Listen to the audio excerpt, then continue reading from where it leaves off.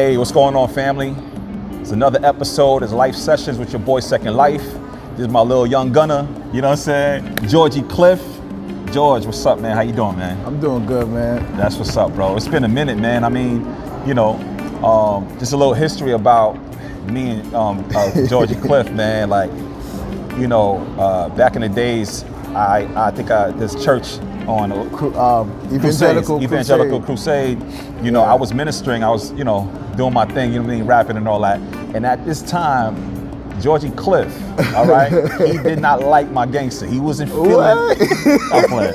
No, he wasn't feeling, you know, my music. In fact, he wasn't feeling any type of form of hip hop. All right, let me correct that. Yeah, go ahead. All right. My man was screwing me like, yo, what's good, homie? Like, Nah, come on, man. Bro.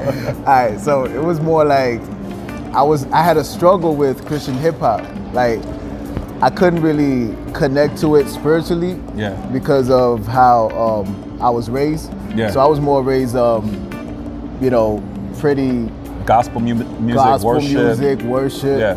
So I was really into that more, especially I think at the time I needed that. Yeah. You know, I needed that kind of foundation. Okay. Yeah, you know, of course. For me to learn how to really tap into the Spirit of God, to worship and to sing unto God. That's dope. So that's how the Holy Spirit was leading me in those seasons. Yeah.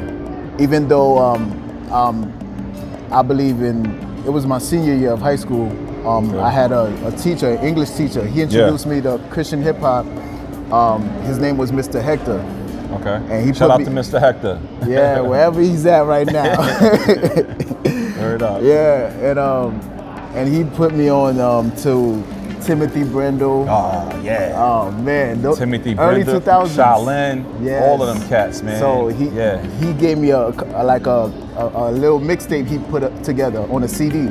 And he gave it to me, and I didn't even know who those guys were. And they were heavy doctrine, like they was teaching, preaching. You know what I mean? Remember that Hell track from Timothy? Hell track. I don't recall, but that track was scary for me. Okay. Hell. Okay. Yo, and so that CD was the introduction of Christian hip hop to me. Okay. Because before that, I didn't know about Christian hip hop. I'm like, yo, this is amazing. I remember there was one guy on it, Shabak. Yo, Shabak was fire. Yo, where's Shabak at, man? Listen, can I just, if anybody knew from back in 2002, 2003, you can still cop that album off of Amazon. Word? Yeah, from Sin to Shabak. I think that's the title of the album. Yeah, because I couldn't find it nowhere. Like, I looked on YouTube, I can't find Shabak. Yo, this dude was raw. I ain't gonna front. When I got saved 2002. Yeah. And during that time, I got introduced to, you know, the truth and you know, Flame. But Shabak came out of nowhere. And the thing with Shabak, he was authentic. My man, he had that. I don't know if it was New York or something, but he had that. He's New York. He's New York, right? He's New York. Straight and up. I was relating to that, man. You know what I'm saying? But yeah, man, like his flow was ridiculous. Insane, bro. Insane. When it came to hip hop and Christian hip hop, you detested it, right? You didn't like it. Before I got saved, hip hop was life. Okay. That's what I got you. That's what ministered to me. Okay. You know, although it's secular. I got you. It was ministered. Yeah. That's what spoke to me. People speaking their heart issues, situations like that. So, so that's the music that really influenced me throughout my teen years. So, but when I got saved, God told me to step away from all of that. Oh, so God pulled you away from it. Oh, I get it. I had CDs that I put together, spent time downloading them. When God told me to trash them, especially through my mom. My mom was like, you know, you can't do that stuff no more. You saved now. Yeah, of and course. My mom was like, you need to throw. I remember throwing away the CDs. Yeah. I went back downstairs almost in tears. Wow, yeah. Looking for them in the trash. That's real. My mom was like, what are you doing? Yeah. She found me downstairs. She was like, what are you doing? I'm like, Mom, I'm trying to get the CDs back. Wow. Wow. Going through the trash. And my mom said, no, you gotta let go. You gotta leave it. Like, and then I let go. Okay. And that's when the journey of my spiritual growth started. Okay. And I was listening to Kirk Franklin, the album Kirk Franklin and the Family. Okay. That was the first gospel album that I downloaded. Wow. Listened to it from top to bottom. Yeah. Loved it. That's dope. And then after that, it just introduced me to more. I was researching more gospel. Okay. J.J. Hairston and Youthful Praise. Yeah, okay. You know, I started. God. Come on, man. That's the classic right there. Yeah, and that's how my journey of music. Okay. Like in Christian music. Let's Then you know, at that point in I believe it had to be senior year. You know, what year Mr. was Hector, this? 2008. Okay. Yeah. All right. And you know, I graduated in 2009. So 2008, that's when I got introduced to Christian hip hop. I listened to that little mixtape that Mr. Hector gave me. Okay. Then I stopped listening to it at some point. Okay. And then came along Second Life. And I'm like, okay. Yeah. But I knew I liked what you was doing. Yeah. But I didn't really like all in it. I got you. You know? I got you. So yeah. So basically, I remember one time I'm sitting in the church and then my mom was right next to me, and then you performing, and I think it had to be Till the Whole World Hears. Okay, yeah. And then you did a couple of songs. Like 2010, bro. Yeah.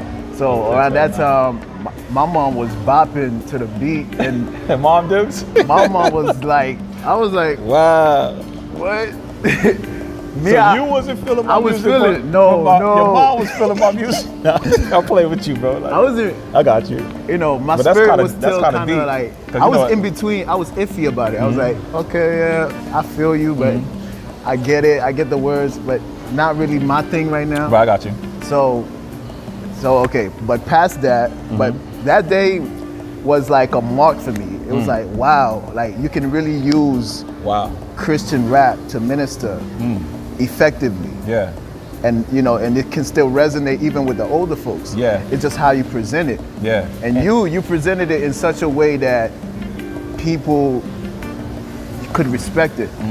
Like you didn't come very rowdy or hood with it. Right. But it was more like, yo, I'm giving you gospel. Right. But it's Christian. Absolutely. But it's rap. And you know, I think what helped me out in that process in my presentation was the fact that I was a worshiper first. Yeah. You see? Yeah. So the way I even approach writing music, I approached it in a sense of like in wanting to offer this up to God first. Like, yo, God, breathe on this thing, man. And not only that, the fact that God wired me to be a preacher, I want to convey a message. So I'm not all about just trying to drop some hot bars, some fire bars, which is dope. I ain't nothing against that. But I really believe that God gave me the gift to approach this music to try to impact somebody else with biblical lessons, biblical life lessons or whatever, so they can better their lives. You know what I'm saying? So what I like to say, I like to pastor through my music. You know what I'm saying? So that's always been my thing. So when it comes to worship, bro, yo, I ain't gonna front, I listen to more worship music than I do hip hop music. You know what I'm saying? So that always softens my heart when it comes to music, you know, in general. You know what I mean? So when people see me, even when I'm performing, it's really, you see me, I'm see a person who loves the Lord. Yeah, you know what I'm saying? Don't be ashamed of the gospel because he died for you. Because he died for you. You know what I'm saying? And you know, so it's my love for the Lord. So now I love the fact that now you're writing. Now you're using your pen to articulate what it is that God placed on your heart for this generation. Yeah. When did that start for you to write music? Writing was there before I got saved. Okay. So I started really getting into you started like poetry? Poetry was because one of my biggest influence, I looked at him like a big brother, was Tupac. You know, Tupac Shakur. Yeah. So I remember reading his book, and it had to be like ninth grade. Okay. When I read the book that they put together for him, a bunch of poems about his poems. Yeah, you know, The Rose That Grew from the Concrete. Okay. That's the title of the book. I need to check that out. So when I found that book in the library at my school at the time, William E. Grady High School, I took it and I read it. I went home with it, and I read the whole book, and it inspired me because, you know, that's basically, it's safe to say he was my idol. Of course, So my idol wrote poetry, so why not? Right, why not? Okay. So I started writing poems. I started writing my feelings on paper. Okay. And then it had to be like 10th grade. There was these dudes, I remember these twins. At the time they had a duo. they call themselves Castor and Pollux. Okay. And I think one of the twins' name was Mitchell, and the other one I forgot. I think Stephen or something like that. Okay. And these dudes really MCs, like they rap. And that set a fire in me, like, yo,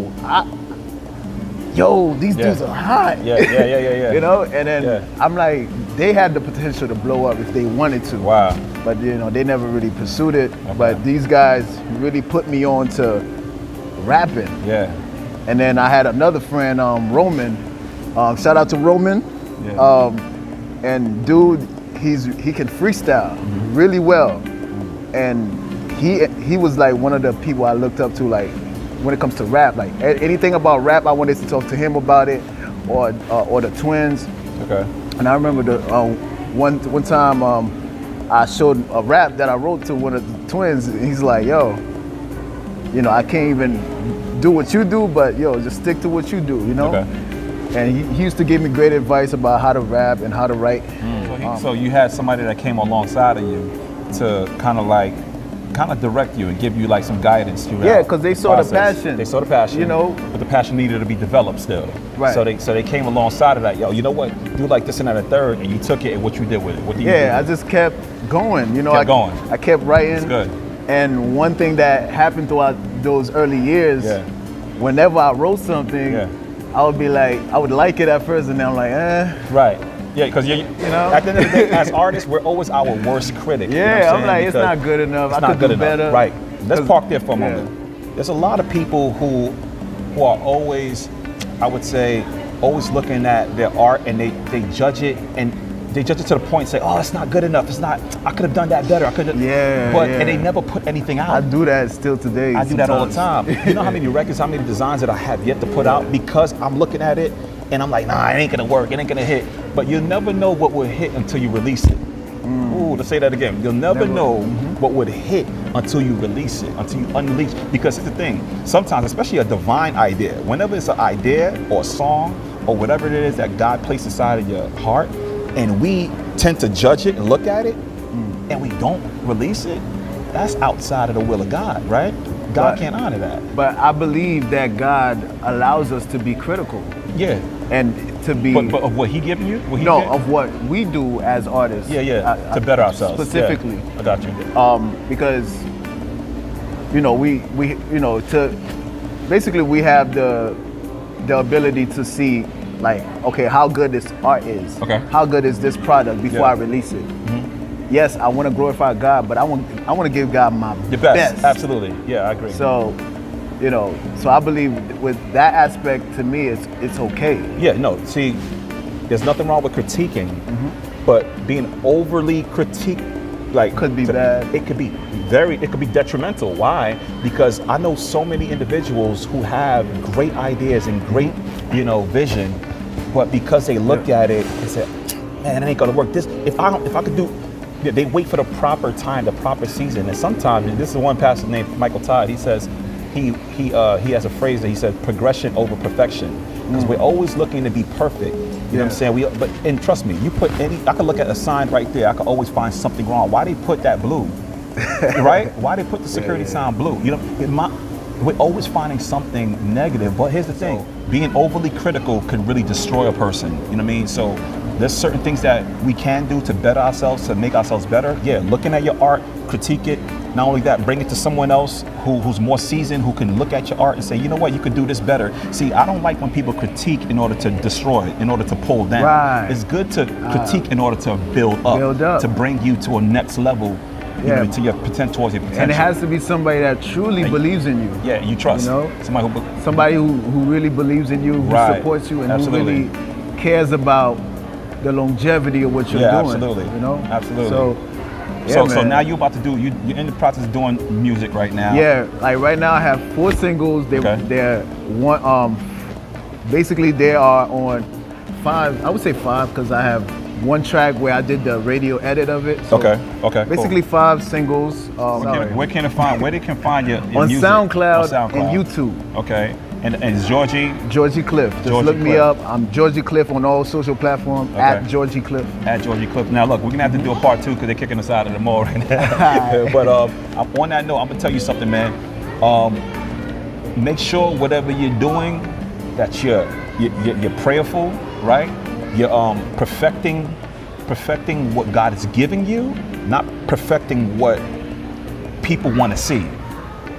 It's a clear difference. I mean, because sometimes we do things for people, perfecting what God has given you, not to perfect what people want to see. Because sometimes we do our art and we perfect it so that we present it to the public. Hey, look what we did. Right. Instead of knowing, oh, it's perfect because God gave it to me, right? Yeah. And I'm honoring it. How do you perfect what God has given you? Yeah. You honor it. Right. You water it. You pray over it. You know what I'm saying? Yeah. You believe in it. You start sharing it with people, right? Because your art is meant to transform someone else's idea of God or idea of life experiences. That's what our art is meant to do. That's what I believe. Definitely. My art is meant to promote the kingdom of God, promote a better way of living. You know what I'm saying? So let's not make a move and be, how I say, be more people-centered, wanting to, hey, are they gonna accept what I do? You see? When you do that, when you live for the people, you die by the people. You know what I'm saying? Living for God is the best way to. It's real talk. So what I feel like this whole life session would really be about is encouraging you. You know what I mean? As one, you know what I'm saying, a little more seasoned than you. You know what I mean? And tell you something, man. This generation, bro, what they really want to see is authenticity. They really want to see somebody who loves God for real. Facts. That they can follow. Facts. They don't want to see another superstar, bro. You know what I'm saying? Superstars come dime a dozen, you know what I'm saying? Yeah. And I'm gonna wrap this thing up right now, you know what I'm saying? Because the big homie over here about to kick us out of here. But yeah, man, y'all have a great day. Thank you guys for tuning in. Y'all can check out my homie on all socials, Georgy Cliff, you know what I'm saying? It's your boy Second Life. Thanks for tuning in. All right, stay tuned for part 2.